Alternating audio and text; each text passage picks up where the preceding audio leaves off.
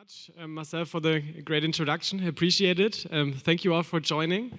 Also, at this very late hour, I would say, but I think it's a really, really insightful panel and a very important topic, which is on a digital asset custody. I think a topic that couldn't be more recent, to be honest. But before we go into our 30-minute discussion, I would really like my panelists here to do a really quick introduction, and I would first hand over to you. Hello everyone, my name is Robert. I'm working for Bitpanda Technology Solutions. I'm leading our business development for the DACH region. And you have seen our CEO this morning already talking about our crypto offering, but that's not all we have to offer, and we'll get into that a bit later. Jan Brzezik, CEO and founder of Crypto Finance, was here before already. We're part of Deutsche Börse Group. We offer trading, settlement, clearing, custody, and tokenization for financial institutions. Hi, I'm Naina. I'm from Signum Bank. We are a fully regulated digital asset bank in Switzerland with a CMS license in Singapore, and I head their private banking practice. Hello, I'm Volker. I work for EY IFB. We've been acquired by EY in December and now part of the EY family. And I'm working 25 years for IFB till December, and now I'm working here together with Philip. We're making the digital assets seminar for C-level, and I'm very happy to be on this high-level panel here. Thank you. Hi everyone, I'm Johannes, representing Metaco from Switzerland. Metaco is a digital asset custody tech provider, so we're not a regulated custodian, but we provide the technology to our clients who become the custodians. Those include Citibank in the US, DBS Bank in Singapore, and in Germany, Deka Bank and DZ Bank, which have just recently been announced. Happy to be on the panel. Perfect. Thank you very much. Very precise and clear introduction. So thanks for that. Really good start. First, I would like to, very basic questions to get us all, setting the scene and be on the same ground. So maybe the first question to you, Robert, would be like, which different solutions are there today to store and to custody digital assets? Exactly. So there are multiple options that retail users or also corporates can use to actually store their digital assets. And I think most of us here in the panel have their opinion on that. So if you look at it, so number one would be third-level providers like exchanges where you can actually store your cryptocurrencies. The question there is really about security. How much can you really trust your provider? We have seen the FTX crash. We've seen what happened if that is not really a secure custody. So what else is out there? You can buy a hardware wallet or a ledger where you can download everything, put it on, and then your key or possession. In the end, also have the risk. You can lose this hardware wallet or you can lose the password and everything is gone and lost for forever. And then number three, you have those custody providers like we have here with Metaco as well and ourselves also, who can actually provide for banks or anybody else a safe and secure environment where you can actually store your digital assets, which are segregated and secured. And I think it's on all of us to have also a bit of an educational thing here to get people actually to choose their way. And maybe one question directly to Johannes, like we have heard of the different possibilities how to store digital assets, like which solutions are like mostly used? So of course, like not company specific, like, but in a sense, is it more the hardware wallet things, more third-party providers? What would you say? I think it pretty much depends on the business case an institution is looking at, right? So obviously the most lean and fastest time to market is relying on a specialized digital asset custodian. And we have a number of players out there. Because, I mean, building up digital asset operations, and in particular digital asset custody operations, comes with a lot of challenges, including technology challenges. You mentioned, do I go for a hardware-based security model using technology that has been around in banking for 30, 40 years, like HSM, so-called hardware security modules, where you centralize the risk, while you have other, let's say, security philosophies or approaches where you say, I create security from decentralizing the risk. So pretty much like blockchain in the end. We use software-based algorithms called multi-party computation, MPC. And this is basically the two main technology choices you need to make. Each of those comes with a lot of complexity, a lot of management burdens, but in particular operational burdens. So like, how do you actually manage those components? How do you maintain those components? And this is a lot of stuff to digest when you build up those operations, and therefore, for many, many clients that have particular kind of a use case to start with, it is obviously sometimes the more tactical choice to outsource that part, which is complex, and learn along the way to then insource at some point. And maybe a question to all of you, so whoever wants to respond can take this one. We have seen, quite, let's say, interesting developments like recently, be it FTX last year or Silicon Valley Bank or others this year and just recently. Do you have the feeling that the customer habits basically changed due to these developments and occurrences? Maybe I can start and then you guys can pitch in. So from our side, since we do have 4 million retail customers, and the FTX for us was rather a good thing, put it like this, because people are now looking for a trusted, more secure solution. So they're looking for, okay, who's actually regulated? So who can I go with my digital assets? Who can I really trust? And in the end, trust is something that also helps with regulation, and regulation helps with trust. And in the end, so we see that there is a change in the mindset of the retail customer of where do I want to go and what do I want to store. And yeah, so that's from our perspective. Maybe you guys want to add. I can also add on that from institutional investors, including family offices and like existing institutional investors like crypto funds and everything, the imperativeness of risk diversification and counterparty risk has gone up, right? We saw in traditional markets, these are the standard practices in due diligence, but for crypto markets, I think they are becoming more and more important. Maybe also a question to you, Volker, like when we refer a little bit on that, the role of trust, like what do you think, is it, we need to know about trust and custody? Yeah, I mean, when you look at banking and at Silicon Valley Bank and Credit Suisse, banking is all about trust. Full stop. There's not much to say. And it's for wealth managers and for everyone else, it's true. And it's the cryptocurrency, managing the technology, it's a tremendous job that you're doing there, because all the complexity in there needs to be handled. And it's much about not only handling the technology, about the MPC and so on, it's also about business community management and all this stuff that you expect, and you interact with the clients, and there you have an IT department doing many things, but not integrating a crypto custody. So you have to educate them. And it's from the projects I've saw, there is always an education done by you guys to get involved there, because it's a competency the banks and wealth manager normally don't have. You scale them up, they grow with you, and you have to see the whole picture. And it's much more than just the cryptocurrency. It's implementing and helping it to make it run, because it's a piece of art as a whole. I mean, we do see today lots of different providers of custody. So we heard like the different approaches, and within the approaches, we do have like a bunch of providers as well. Maybe a question for you, Jan, and for the others to elaborate on. What do you think are like the success factors for a good custody solution in this regard? Yeah, I think it really depends on the business model, but probably one to your previous question, as we have seen with Credit Suisse and Silicon Valley Bank, maybe you better go with a bigger one because they are systemically important banks and they are too big to fail. I thought we are past that since the financial crisis, but it doesn't seem so. So, like, we're part of Deutsche Börse now. They're covering the value chain, and they're getting into that in the traditional space. They offer it already. Now they're getting much more into the digital asset space. And then you probably can rely on them, because I don't think that anyone ever got fired by using Microsoft. That probably applies to that as well. So one of the factors is reputation, and Deutsche Börse obviously comes with a lot of reputation of operating financial market infrastructure. And I can tell you, even though we were regulated by FINMA before as a broker-dealer, as account holding broker-dealer, Deutsche Börse puts much more emphasis on governance, regulation, security, audits, and everything else, and redundancy. So I think that is one of the probably the main concerns or aspects you should look at.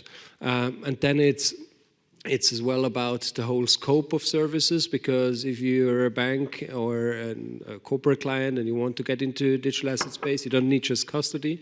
You need as well, on the compliance side, you need support. You need to support on the execution side, on the settlement, because you don't want to have the whole counterparty risk management, and then the reporting and everything else. So there's so many factors you need to consider, and it's way more complex than just doing custody. Yeah, anything to add? Go ahead. No, just one point. I think from a very naive vantage point, what becomes more and more important, it's the safekeeping, right? We all want crypto assets to be in an asset class, and like any other asset, there's a safekeeping angle of it, right? Whether it's my gold or my cash, my equities, my bonds, or my crypto assets. So I think safekeeping, which we call custody, but the safekeeping is a broader perspective. And I think flexibility will also have an added value-added service, that I have a easy on-ramp and off-ramp to fiat, right? Because whatever, whether it's my real estate or gold, I invest so I can able to sell it if I want to, right? And that would come at a price, but I think that flexibility also has to either reduce my counterparty risk or completely negate it. And I think that's what will make this asset class a complete wholesome asset class in the future. Yeah, maybe to add on top of that, I mean, if you just look at custody, you speak about safekeeping. But I think safekeeping is just one part of the equation, right? Obviously, the trust in banks comes from control, from security, from being aware that those guys are regulated. So there should be risk and control frameworks in there. There should be safeguards there, right? But I think what is different in crypto than as compared to traditional banking is, well, the key represents the asset in a way. You control the key, you control the asset, right? So it's not about only storing the key and making it as secure as possible. It's actually, how do you control the access to the key? Who's authorized to use that key? Is it a custodian on your behalf? Then, within the bank or within the custodian, is there a separation of duties? Is it the same guy who can authorize a transaction or a trade than who can authorize a settlement into a cold storage or from cold to hot? This kind of stuff. So it's a security.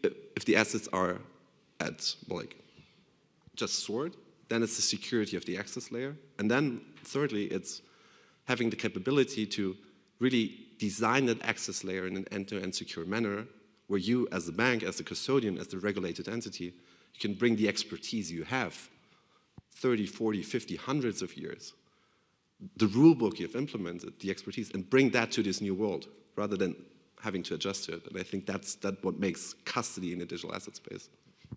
And if I may add, it's not only regulation. Regulation is the base. It's how you play the game. It's that you can enter the playing level field, but to win, you have to bring in your expertise. And I think it's the tricky thing is where you have to go beyond regulation, and because the regulators regulate a lot, but sometimes not the right thing.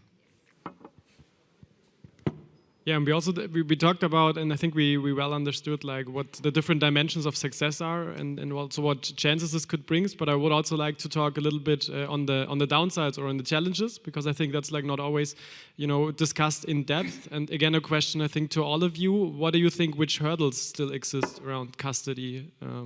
Within Europe, and of course, like the domains and the markets you're active.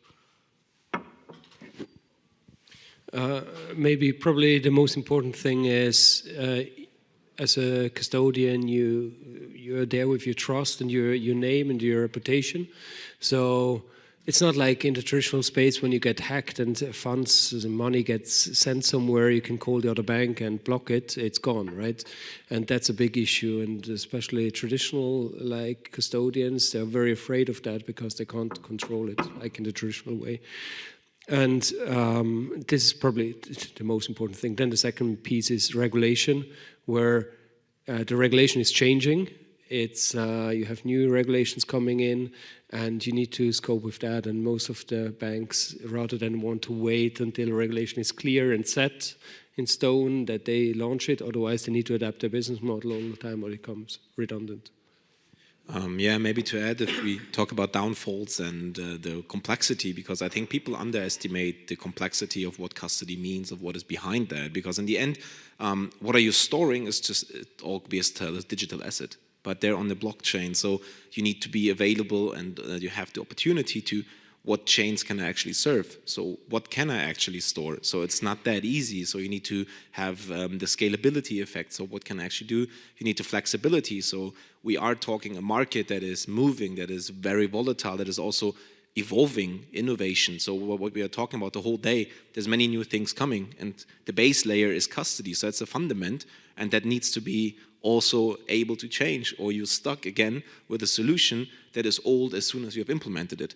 So I think these are things you need to think about when choosing your custody solution, and what do you want to do with it, and what it needs to be able to do tomorrow. Yeah. Just to add on it, I think also if you're building your custody solution in a regulatory framework, it also adds slowness, right? There are 10,000 tokens there. Can you offer it to your clients tomorrow? Maybe not. You start with 30, 40, so you obviously pick which battles to fight, but you also pay a price for it, right? You leave some business untouched, but then that's the price that you pay for security and trust. And I think from a client perspective also, it's not an inexpensive thought process to have over custody, right? If I can self-custody at zero cost, why should I pay 50 basis point to some other player? So it's not a win-win situation everywhere, but I think in every situation you leave something on the table. Yeah, maybe adding to that, I think one of the great challenges is, well, there's a lot of education to be done, and there's a lot of uncertainty around the business case in digital assets. I mean, there are trends. First it was all crypto, then there was a renaissance of tokenization. Now we're seeing FTX, we're seeing SVB, we're seeing Credit Suisse. This might have some implications on crypto again, being more sexy as a business case. But the main challenge for custody in the end is custody is not being perceived as a business case. It's being perceived as a commodity because that's the way how it works in the traditional space, right? So while in the digital asset space, custody is a kind of a different animal, right? And there are other opportunities to happen. But at the same time, while it might eventually become a commodity at some space, it is the foundational technology and the foundational stack you need to think about. And now, if you think about the maturity of the business cases within the regulated institutions, is that this mindset is not there everywhere, right? So custody is such a fundamental piece of the entire digital asset stack in the future, but it might not be that immediate thing that is shiny and sexy. Therefore, custody today, it comes along with at least one additional use case that is clear. So it's different budgets, it's different perceptions, and therefore that is one of the main hurdles I would see today. Yeah, I think it's in terms of reputation again. It's hard if you fail, then it's all gone. It's far too late.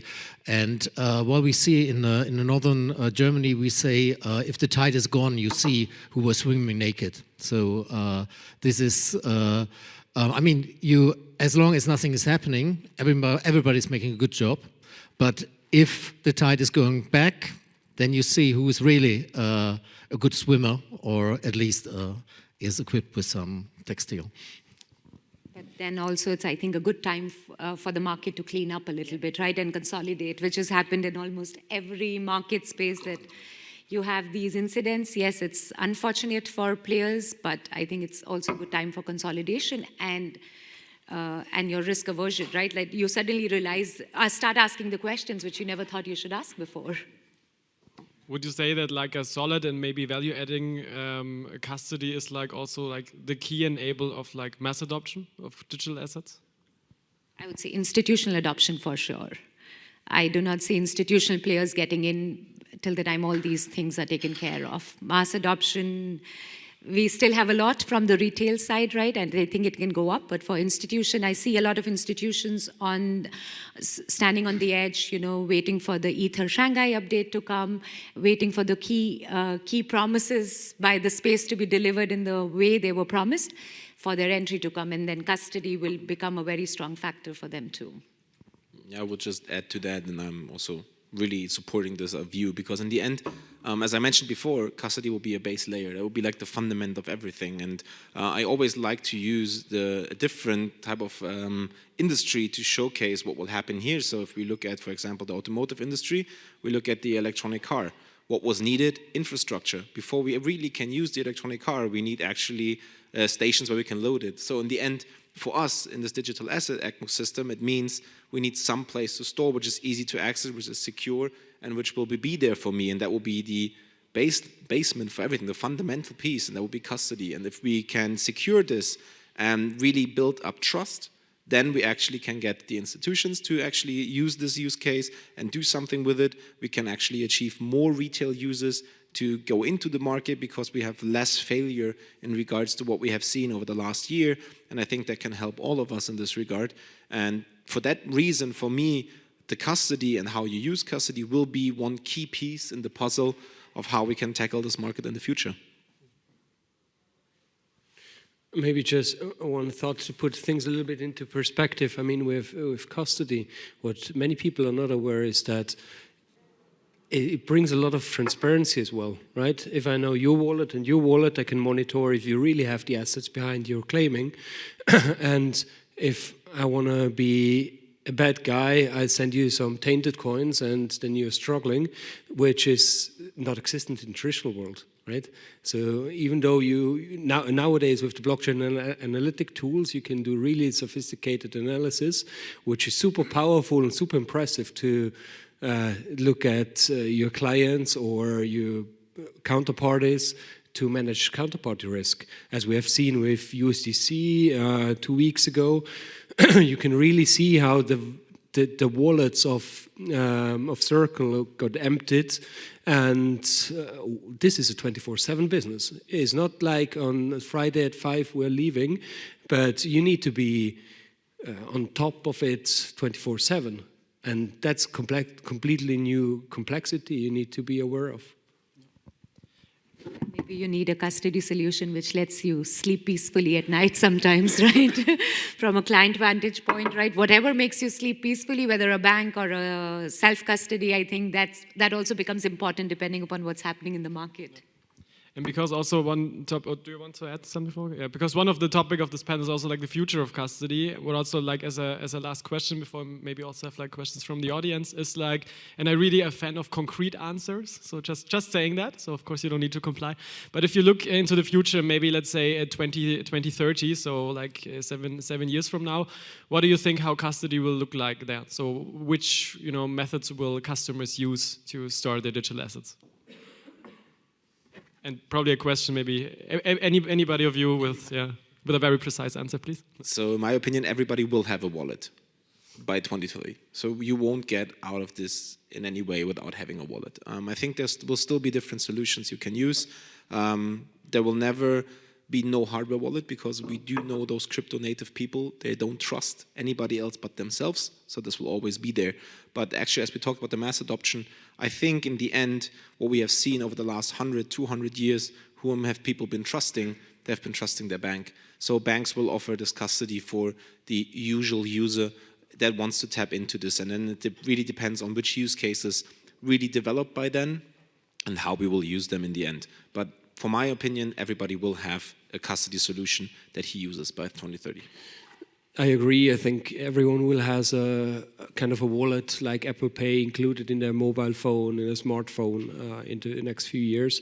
But with that, you only store the amount you anyway using in your or having in your pocket. Everything else will be stored by financial institutions probably, and not just crypto, but all tokenized assets, because I think that's probably a much bigger case. But you're not going to be aware. You only know for Bitcoin that this is tokenized or there's a token on the blockchain. But many other financial instruments will be tokenized as well and will be stored the same way like Bitcoin. And there you just have UI where you will interact with your trusted provider like a bank, and then you transfer and use them and do whatever it is, but you won't feel the wallet. Yeah, I think it's more invisible banking. It's will be the question if it's a bank that is providing the wallet, maybe it's a WeChat or anybody else, Apple, Google, or whatever. And I'm not sure if it will take 30 years. I think it much nearer 10 years. I think it's even a hard claim. Yeah. Okay. I totally second that. I would expect that really the actual custody in terms of safekeeping and controlling the asset, that will lie with the trusted institutions, the regulated institutions. But I pretty much agree this will be sort of invisible. There will be wallet experiences, client experiences that fully abstract everything that is blockchain in the end. So you're not even knowing you're signing with a key, you're not knowing that you're authenticating with the public key. It's just like baked into this, into the user experience. So I would say, obviously, for mass adoption, because that's, you asked that as well, I think it's about the user experience of making it as seamless as possible. And then basically, in the back end, maybe just in the settings or when you configure your wallet, you say, oh, well, I want this with my local bank, or I want this with Deutsche, I want this with that bank, because that's where I have my stuff. And I can, with a single click or some sort of authentication, I can connect this to sort of I think the wallet will actually become your center of at least digital life in a way. And it's going to be the anchor product for the bank for the near future, and who's not in this business might get more and more invisible, and not for a good team.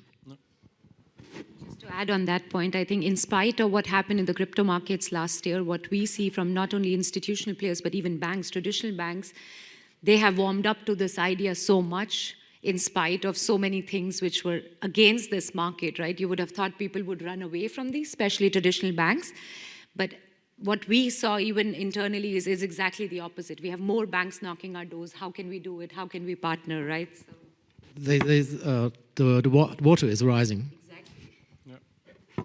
And I think in the end, what we all can agree upon, it's something that is here to stay.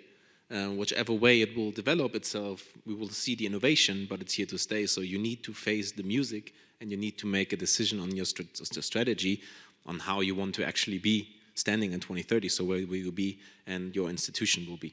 Yeah. I think that's a very bright future, and also what was like kind of the perfect, positive closing statement as well. So, Marcel, I always finished on time. I think there is no time for questions, or is there like one question we can ask? What do you think? Yeah, there's time for one question. Awesome. If something comes up quickly, and not all of you say 3 sentences. Okay, so one quick question with a quick response, if there is a question. There's one. I'll hand you the microphone. Oh, I'm sorry. Can you sorry, I didn't.